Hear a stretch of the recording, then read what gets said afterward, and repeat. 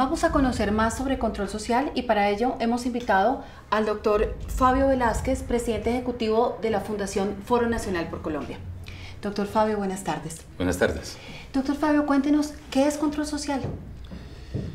Bueno, digamos que la idea básica que hay en el control social es que la gente, el ciudadano, las ciudadanas tengan un papel activo en la vigilancia de lo que hacen los agentes públicos. Y entendemos por agentes públicos no solamente los funcionarios o servidores públicos, sino también cualquier sector privado que en algún momento esté prestando un servicio público.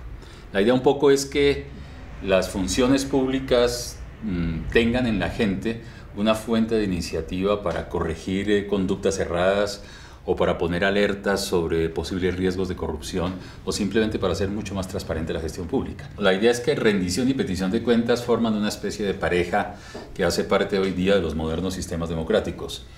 Antes, cuando estos sistemas de democracia participativa no existían, los ciudadanos hacían control social a través del voto en las elecciones. Hoy día hay una posibilidad más cercana de que el ciudadano pueda establecer un nexo más directo con el gobernante. Y ese nexo se da en primera instancia a través de la vigilancia que hace de su comportamiento. Pero eso requiere una contraprestación del servidor público. Y esa contraprestación es la disposición a rendir cuentas, es decir, a dar cuenta de lo que se está haciendo, de las decisiones que se toman y de las consecuencias de esas decisiones. De acuerdo con lo que usted me acaba de decir, entonces, el tema de petición, rendición de cuentas requiere un ingrediente adicional que es la confianza. Por supuesto se requiere confianza, pero algo más que confianza. Es la convicción de parte del ciudadano de que los gobernantes hacen lo que tienen que hacer, ¿sí? Eso genera confianza como una, digamos, como una consecuencia necesaria, pero en el fondo lo que hay es el reconocimiento social de que las autoridades públicas cumplen con la función que deben cumplir. Si no lo hacen, justamente la vigilancia ciudadana es un instrumento muy importante para comenzar a reconstruir ese puente entre el ciudadano y el gobernante. Es decir, que podría ser un elemento preventivo. Por supuesto, una de las funciones del control social es el componente preventivo de la acción ciudadana.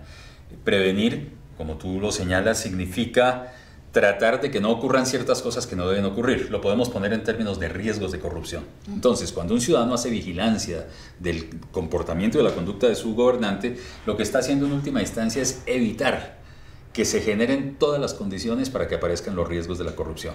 Y ese me parece que es una de las funciones más importantes que tiene la vigilancia ciudadana.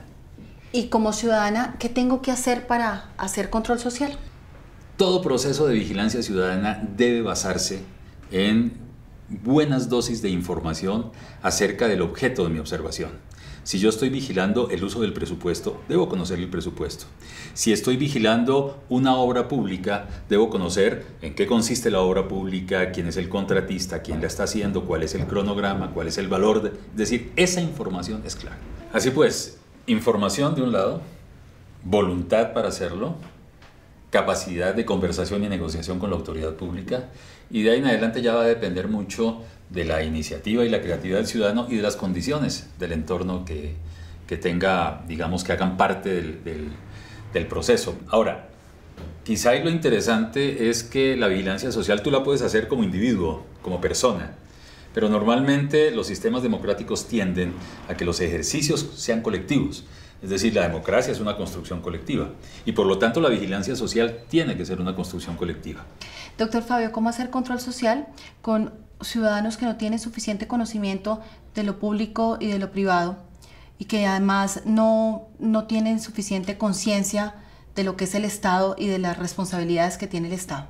Uno puede decir que todos estos modelos de participación ciudadana, de vigilancia ciudadana, de control social, de interés del ciudadano en lo público, son modelos ideales, son escenarios a los cuales pretendemos llegar. ¿Cuáles son las condiciones hoy? Efectivamente, como tú señalas, hay sectores que no tienen claridad acerca de la distinción entre lo público y lo privado, o que no saben exactamente cuáles son las funciones y las obligaciones del Estado y su posición como ciudadano frente al Estado.